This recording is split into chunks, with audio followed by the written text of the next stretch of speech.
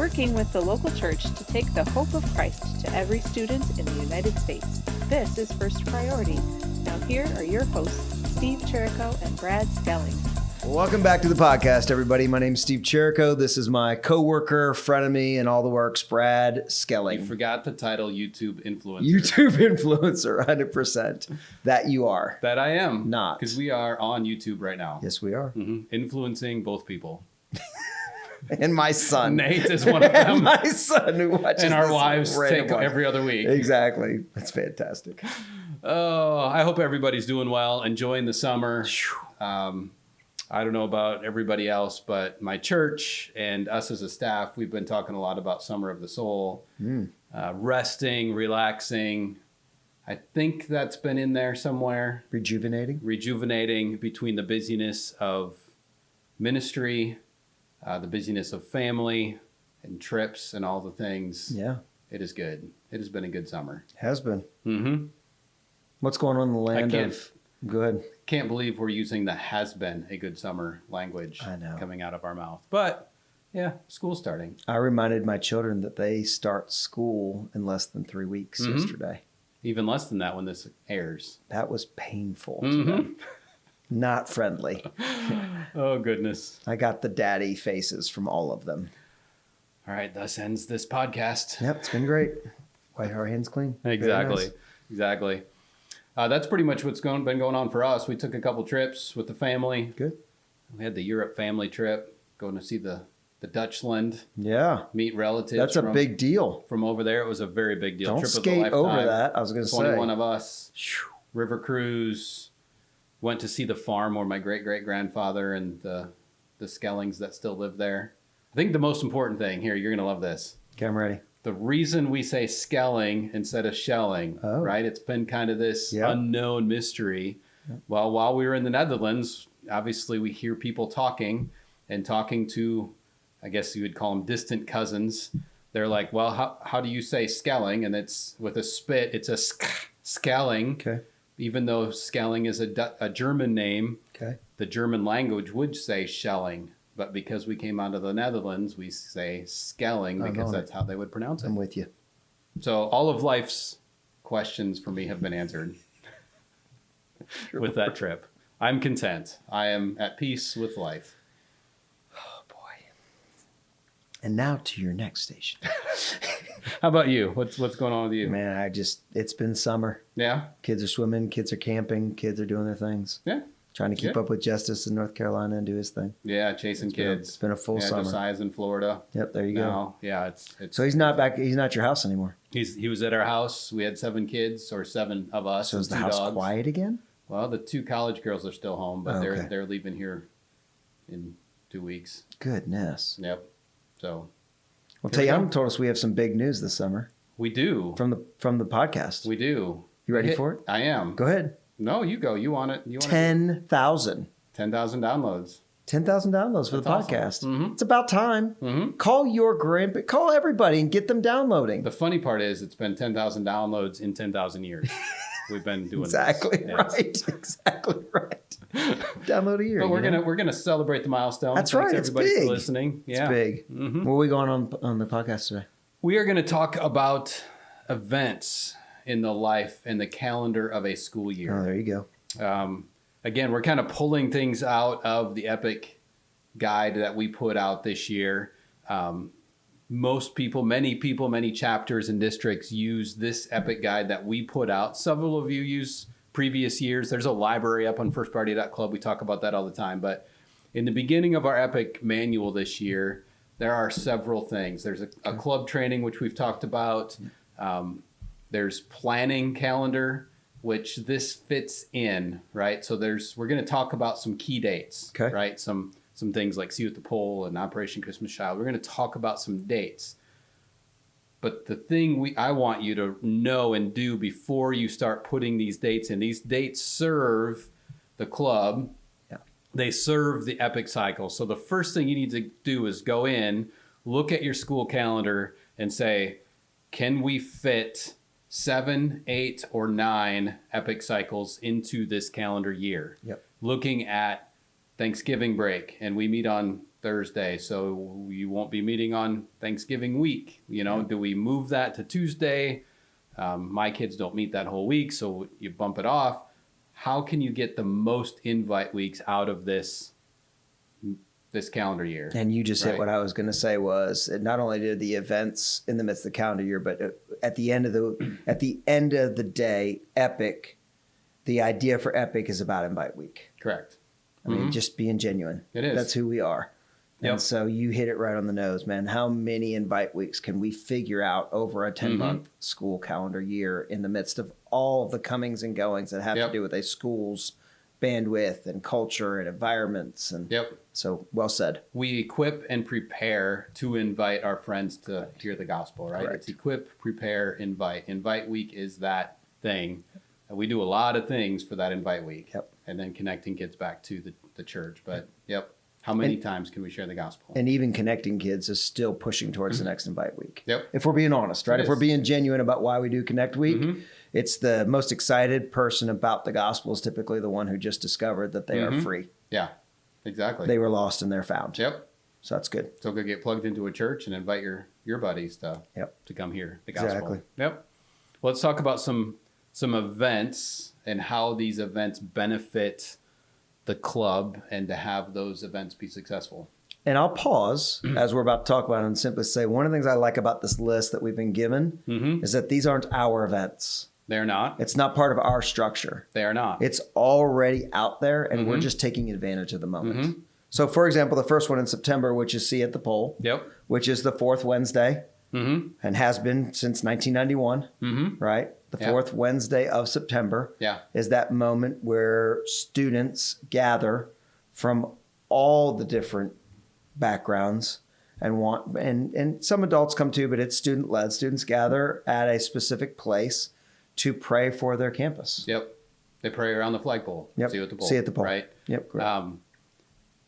Multiple things there. And again, you don't want to take away from the reason for See You at the Pole. The See You at the Pole is for prayer. Right. We believe in the power of prayer and that God is going to listen and answer those prayers. So don't take anything else that I'm going to say away from that is the purpose for See You at the Pole. But you're also standing in front of the school as people are coming in. And it's a great way for other Christians and other people to get to know the fact that there are Christians at the school. Right. We hear a lot about the separation of church and state and God isn't allowed in the school and things. Yada, yada. Yeah, exactly. And there's a lot of kids that walk onto the school believing that they are alone in their faith, right? It's one of the things that we sell. See You at the Pole can be that for more kids to say, hey, we're going to meet here. We're going to advertise the fact that we are believers in Christ and we are here for you. We're praying for you. And then we have a club that you can come to and we can meet regularly at school and encourage each other and equip each other and invite our friends to come hear the gospel. I don't have anything to add to that. That's well said. Thank you. Well said. Wow. Which leads me to I'm gonna set you up for another softball. Okay. This is, if there's a favorite, and that's not fair that there is, but if there's a favorite, this may be my favorite event on this list. And it is your baby. It is. It is one that you have been on trips for. It is one that you've seen the outcomes. And so talk a little bit about Operation Christmas Child and the packing parties and how that can be used by first party clubs for invite weeks for the good of the club. Well, yeah, to me, it's a perfect partnership. When we talk about partnerships, which we need to have a podcast on in and of itself here in the near future, but a partnership is a mutually beneficial relationship, right? We are walking hand in hand. We serve you, you serve us. Well, we serve Operation Christmas Child by packing shoeboxes, right? You mentioned I've gone on a trip with them earlier this year. They went to Grenada. They showed me the process. They use Christmas as the excuse for the American culture to give, because we are a spirit of generosity during that season. And it is simply an excuse. They fill their warehouses and the entire year they are shipping. They don't just do it. It's not a Christmas gift for these kids. They use them to go share the gospel with kids in Grenada and all over the world. Millions of kids hear the gospel because of these shoeboxes and through these shoeboxes. But for a First Priority Club, how that serves us is, again, it's a way for us to say, hey, we're collecting this for kids who have need, hygiene kits, soccer balls, fun toys. They have a list. I can't even go through the list. They have a list on their website, but it's an excuse for us to say, hey, school, can we serve those in other countries and get kids who normally wouldn't come to the First Priority Club to come and give, number one, but then to pack, number two. And at the packing party that they call it, Operation Christmas Child wants the gospel to be shared. So whether you have that packing party in your club or maybe after school, so you meet in the math classroom or the auditorium, maybe you have that packing party in the auditorium after school instead. Yep. So you have more time, whatever you need to do for your club and your schedule, but invite people to come and pack and then share the gospel with people who normally wouldn't show up. It's just that tangible thing. People love tangibleness and to put their hands on something, and that might be what they need to show up. Oftentimes we say, hey, we'll have pizza or donuts, and that's kind of that tangible thing to get people to come. This one is, hey, we're going to pack shoe boxes, and will you come help us pack? Yeah, and so can I go a layer deeper with the non-believer side? Yep. Because going from a perspective of somebody who doesn't have faith in Jesus, doesn't have a belief in Jesus, there is still this cultural desire, because we have been blessed, whether you like God or not, whether you believe God exists or not, right? Yep. We know in the Western culture we have been we're really fortunate. Yeah. Take away the word blessed, right? We're really fortunate, and so students who have no basis to want to do anything more than be a part of something, get the opportunity to go, oh, I can give, like I can be a part of that, and then I can show up. So now you've got this whole new audience that doesn't have any desire for faith, no intention. They just know that they've been fortunate, so they're going to give to the less fortunate. And what they end up finding out is that the gift is actually given to them through Jesus. That's right? It's it's an unmatched moment in the school year that you can bring more people from more diverse backgrounds all at once. Yeah. Because everybody wants to be part of something that benefits somebody else, even if they don't know why. Yep. And then you show up and say, well, let me tell you the why. The greatest gift ever given is one that you don't even realize was given to you. That's right. So that, for me, that's the big deal, right? You get all the tangible outcomes that you're talking about internationally, which is so cool that God then does that with that, and that their team stewards that so well. But just watching that work on campus is going to be, I mean, our team is stoked. It's going to be an incredible opportunity this year. That's awesome. That's awesome. So that one requires some planning. It does. Because, you have to advertise and market and have time to collect gifts and set that date and then have that packing party. They have November 18th to 25th as that date where you can go bring, when you just get onto the Operation Christmas Child website. You work through them to do all of this. We don't house all of that here. You just work through Operation Christmas Child. Obviously, take pictures, send them in to us. We want to see it. We'd love to advertise all of that kind of stuff as well. But even if it's a few weeks earlier than that, it's better to be a little earlier than later, because then their distribution, their collection places shut down in December already. So really good. Get on that one early. You know, the next three that come up are all really just parties. They so are. I think we can lump those together, but it's once again the use of the calendar to our benefit. Yes. To having some sort of celebration party post the Christmas Child and having an invite week around that, right? Yep. To having a Christmas party and using the candy cane outreach tool, right? Where you can talk about why the candy cane exists and what it actually is, and that it's there. And then you've got Easter, which obviously is one of our biggest pushes, because the resurrection is what makes Christianity so unique. There's lots of people who have claimed to be big things, but to claim that, to live it, to die a death again he didn't deserve, and then to rise again, right? Those but those are all on purpose moments where the club needs to be planning out, how do we use this event that already exists on the calendar for the good of reaching our peers with the good news. And I think a lot of us don't think about the cultural moment that is. I've heard missionaries go overseas, and when they talk about American culture, they'll specifically make sure they talk about Christmas and Easter, because then they can talk about the gospel, right? And that's their excuse to share the gospel when they are overseas. Well, that's the same here as well. is to say, okay, let's talk about Christmas and the birth of Jesus. And it might just be a feel-good story for a lot of people, but it is still the gospel. And when you share it, lives are changed. So Thanksgiving, Christmas, Easter again, Thanksgiving, Christmas come back to back. And so oftentimes there's not 4 weeks in December to run a club. So you are going to have to make that decision, that hard decision. Don't cancel Invite Week. Have a Christmas party on Invite Week. Share the gospel, bring in some candy, do whatever. But share the gospel. And yeah, if you have to get back to Connect Week or even do Invite Week after the holidays, not Invite Week, Prepare Week after the holidays, or do something just to mix it around to make sure that those things happen. It could be Operation Christmas Child the week before Thanksgiving, a Prepare Week, and then a Christmas party kind of a thing. Right again, yep. And you just go right in there to say, hey, we need to have a couple Invite Week because the excuse is there for us. I think the other part that I appreciate about this list, and we didn't put it on the list for our study notes, but for us to just talk about, is the school is filled with events already.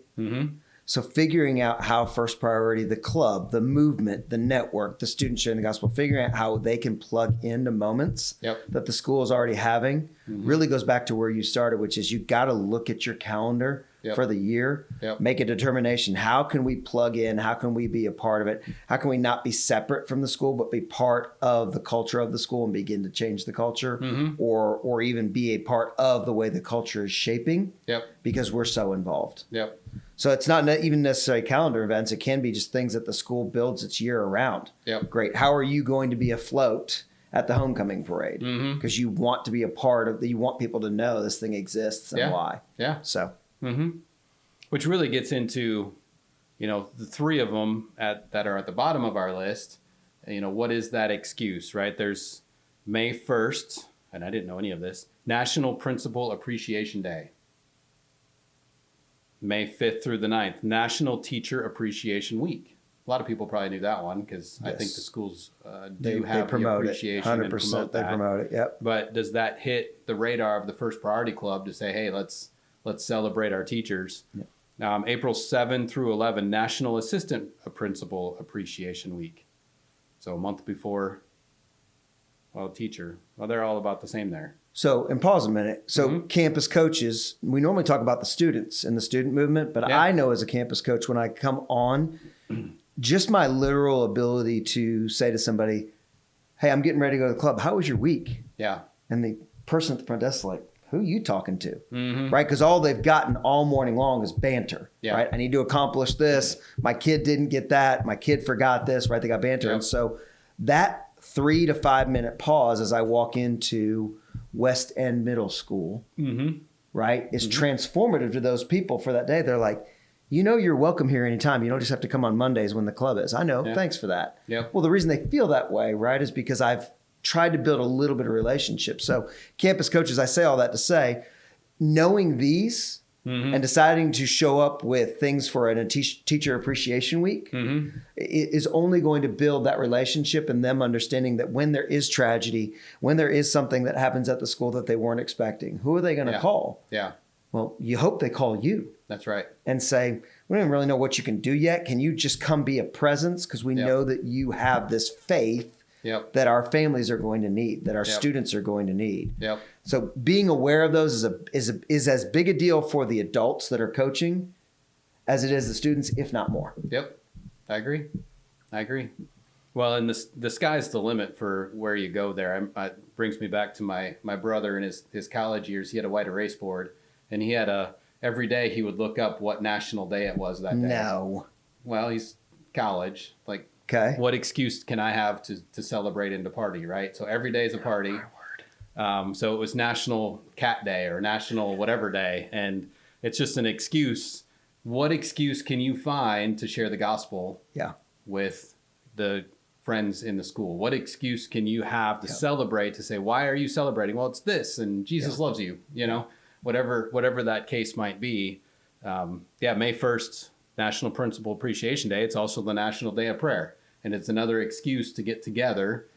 There's nothing at a school like the See with the Poll where you go to the poll, but maybe you do that again just to end the year and praise God for what he's done this year. It's really good. Celebrate the new believers, could be a celebration prayer event, that type of a thing. But what can you do to have that? One of my favorites back in the day, I haven't talked about it in a while, but having a former homecoming queen who happens to be a Christian come and speak to the senior class, right? They always have a homecoming court, and it's a senior thing in May. Invite the senior class to hear the homecoming queen from 2012 come and share, their testimony. And it's just another excuse to share the gospel. And again, I'll caveat, there's one end where you take every excuse you possibly can. But on the other end, I will take this opportunity to say the reason we do Epic and the reason we have a 4-week rotation is that is a healthy rhythm. Yeah. We've tried 3-week rotations to say, can we do it every 3? If we share the gospel more often, we'll see more kids. Well, that wasn't the case for us, at least when we piloted to that moment, that sharing the gospel once a month feels like a healthy rhythm to refresh yourself and get ready again. If it's like invite week, every week is an invite week, then there's not community. We want to build community among the group because the freshman boys don't know the senior girls and they're not all attending the same classes. Senior girls don't want to know freshman boys. Well, that's a different conversation. Yeah, exactly. But we want to build that community. We want to have that equipping. We want to have those moments where they share testimony with each other and then invite again. Yeah. So I would encourage you, as much as I'm saying, try to share the gospel every day. That's true probably on an individual basis. What are those opportunities? As a club, can you come up with an excuse every month to celebrate somebody, to invite them to the club and say, hey, congratulations, wrestling team. You won the state title. We want to celebrate you. Jesus loves you. Yeah. Here's some pizza, kind of thing. It's good. And it all comes back to where you started, which is the events are meant to serve the club, not to be serviced by it. Correct. Right. The gathering of people, these events are just good opportunities to grow in the way that you interact with the culture of the school and try to impact the culture of the school along the way. That's right. That's right. And going back to some of our other commentary about, hey, if you can hit 16% of the school, you'll be having that early majority where you'll see the culture shift inside the school building. It's really good. That, hey, it's more than 10, it's 16%. And again, that's just a human level. It's not a spiritual God movement, revival. It's none of that language around it. It's just, hey, if we can hit 16%, there's that minority presence that's starting to influence and shift culture. And that's really where we want to be. It's good, Brad. Good conversation. It is a good conversation. It's always a good conversation when we're together. Thanks to Tayana and all of her research. Shout out to Tayana. Big time. Will she ever get in front of the camera? Will she do that for us? Yeah, she will. It's going to happen? It's going to happen. Yes, I can't wait for that vidcast. I know, me too. It's going to be amazing. We may need to be patient, but it's going to happen. Oh, yeah. I'm not very good at that. Not patience? No. Well. All right. I'll try. Sounds good. Until next time, everybody. Thanks for listening. We'll see you again in